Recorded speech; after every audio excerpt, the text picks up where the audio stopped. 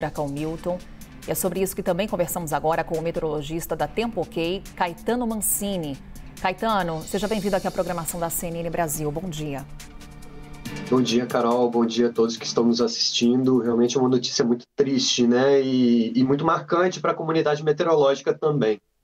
Pois é, o Milton tem várias peculiaridades, né, Caetano?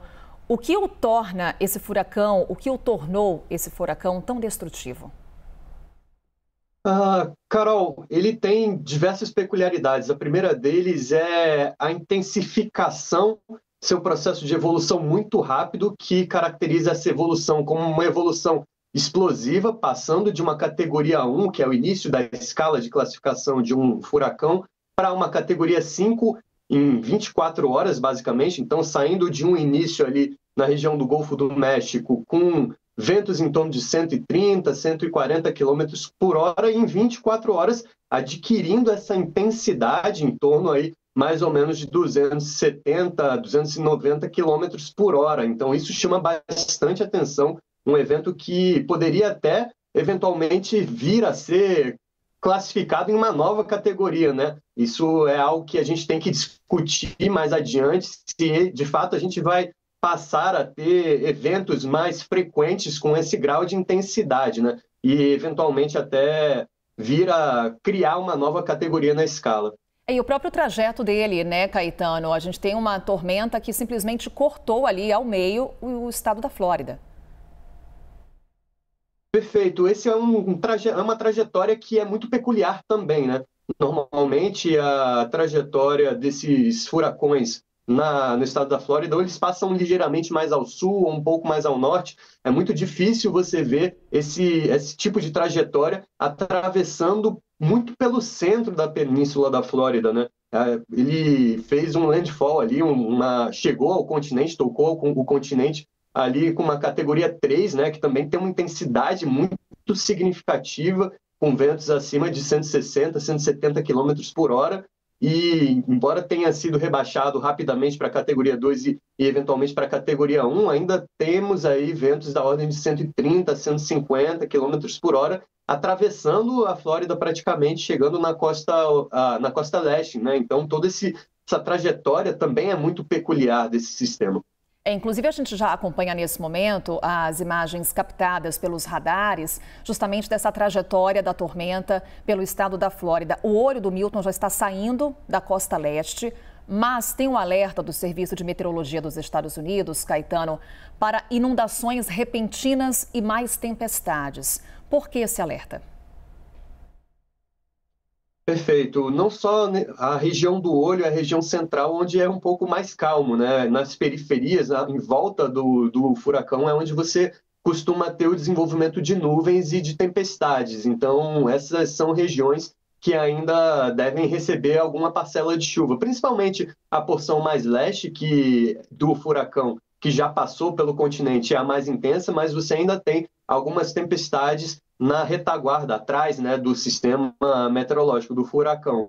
Então, é possível que ainda tenha, assim, algumas chuvas remanescentes, muito estrago, né, 200 milímetros em diversas estações, aí, inundações, impactos na rede de energia significativos. A gente ainda está aí na expectativa de contabilizar o grau de impacto que isso vai ter só do ponto de vista socioeconômico e humano também, né? Pois é, Caetano, é uma estimativa que ainda será trazida pelas autoridades, mas já falamos nesse momento em vários prejuízos. As próprias imagens falam por si só e também autoridades já falando em vítimas, em mortos por conta da passagem dessa tormenta por lá. Quando a gente fala em inundações, Caetano, autoridades também alertam que elas vão se arrastar pelos próximos dias. Por que isso acontece? Você tem essa chuva que ela ocorre de forma significativa e acontece que ela vai acumulando água, e principalmente como a gente não tem um mecanismo para fazer com que essa água escoe de forma rápida, a tendência é que você tenha a manutenção desse volume de chuva acumulado. É uma grande quantidade de água que caiu em pouco tempo, né? Então é muito difícil você escoar todo esse volume de água de uma forma rápida. Então, ainda se mantém em diversas regiões, possivelmente ainda vai ter bastante impacto em decorrência desse acúmulo de água decorrente da atuação do furacão. Inclusive, a gente acompanha nas várias imagens, Caetano, uma que também chama muito a atenção é o registro de um tornado avançando pelo estado da Flórida. E não foi um, foram mais de 30, salvo engano. Vou até aqui puxar o dado exato, com mais de 100 alertas, inclusive, com relação a esse tipo de ocorrência. Pelo menos 27 tornados na Flórida foram registrados. São fenômenos que acontecem por conta da passagem do furacão? Necessariamente isso acontece?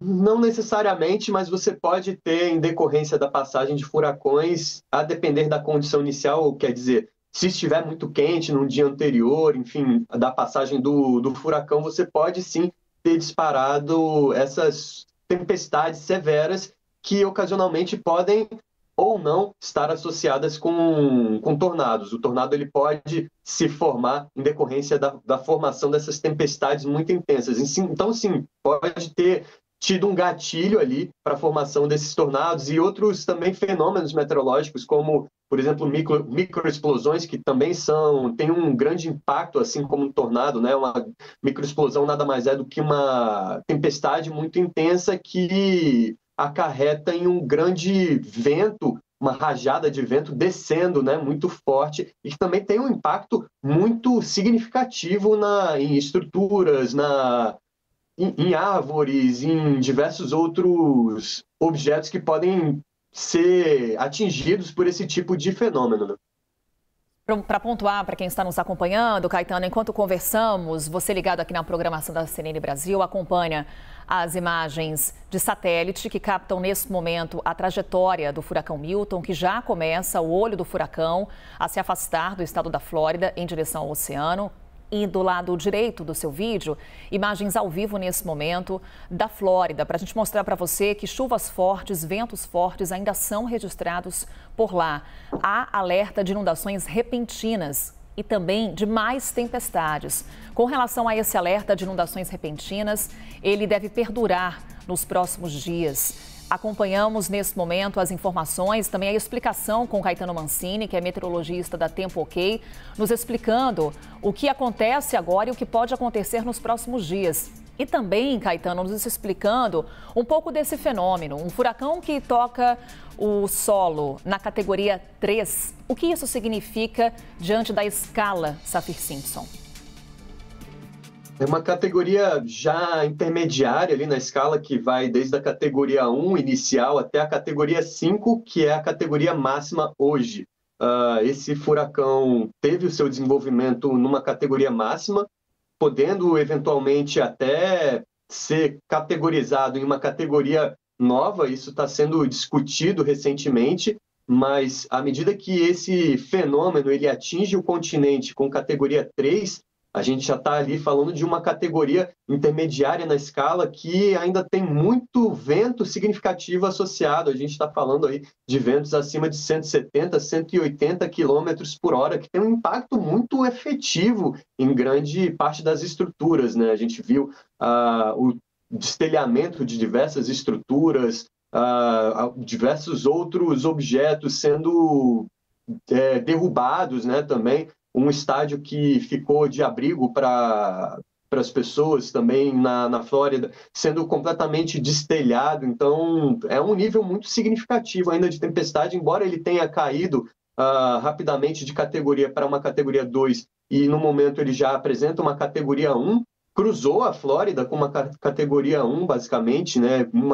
Um deslocamento bastante atípico, inclusive, de cruzar a península por inteiro, mantendo uma categoria ali 1 na maior parte entre 2 e 1 na maior parte do tempo, com ventos ainda, no momento, acima de 130, 140 quilômetros por hora. Então, chama muita atenção essa peculiaridade desse fenômeno que é realmente bastante intenso. Inclusive, mais imagens ao vivo que chegam agora, Caetano. Já é possível observar árvores que foram arrancadas, que caíram também por conta da passagem do furacão Milton. Nesse momento, um trabalho intenso dos homens da polícia e dos bombeiros de Orlando, eles que voltam às estradas depois de se abrigarem durante a passagem da tempestade do furacão. Mais imagens ao vivo, vamos circulando nesse momento pelo estado da Flórida para mostrar também ruas inundadas. Um grande volume de água que caiu sobre o estado da Flórida por conta da passagem da tormenta. Estamos falando aqui em mais de 200 milímetros acumulados. A gente consegue ter uma referência, Caetano, do que isso significa na prática quando falamos em mais de 200 milímetros acumulados em poucas horas? Sim, Carol, para se ter uma ideia, o que a gente faz em termos de analogia é tentar fazer uma idealização de quanto mais ou menos funciona, é equivalente a 1 milímetro, né? Então, 1 milímetro é mais ou menos o equivalente a 1 litro por metro quadrado. Então, quando a gente está falando de 200 milímetros, a gente está falando de 200 litros em cada metro quadrado. Então, é um volume de chuva realmente muito absurdo. Imagina que a cada metro quadrado você tem 200 milímetros, 200 litros, né, de água. Então, é uma quantidade de água que caiu em pouco tempo, né? Isso também é importante, né, falar que essa água ela não caiu de forma espaçada, né? Uma coisa é você ter uma chuva que ela ocorre com um volume significativo de uma forma bem distribuída. A outra é você ter uma chuva muito forte, concentrada num curto prazo de tempo. Isso tem um impacto muito significativo, porque entra justamente nessa questão da dificuldade de fazer essa chuva escoar. E isso, naturalmente, gera impactos como inundações, alagamentos, e é realmente muito complexo quando você tem essa quantidade de volume de chuva caindo num período tão curto de tempo como foi basicamente entre a noite de ontem ao longo dessa madrugada de quinta-feira.